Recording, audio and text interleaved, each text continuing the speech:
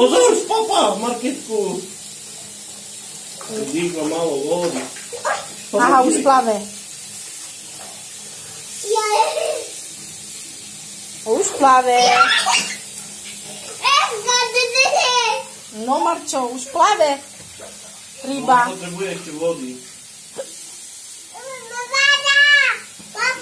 Kilo 80 má.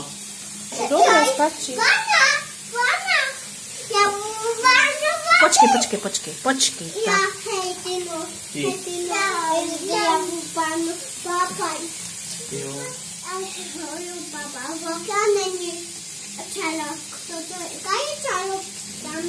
Žralok. Jak on je žralok? Co je?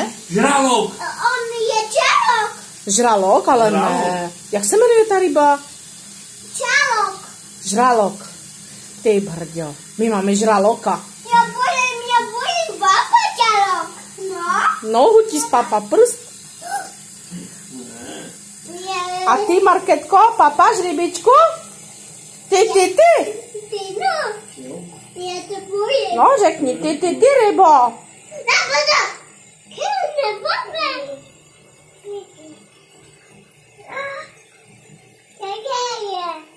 Co to je? Rybka.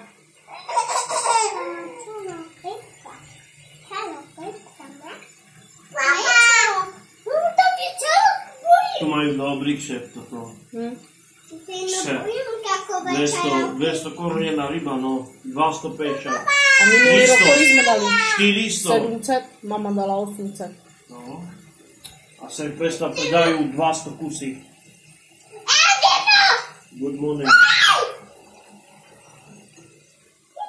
Víte, co i tam háže Marketka? Ne. Ukaž, Marketko. Co to máš? Tak. Bude hrát rybka.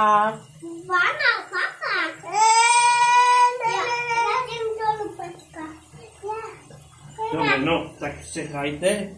Nehážte tam hračky. Neháš tam hračky. Ne, rybku, ne, to je od Marketky. To je od Marketky, ona si s tím hraje, Marketka ve vodě.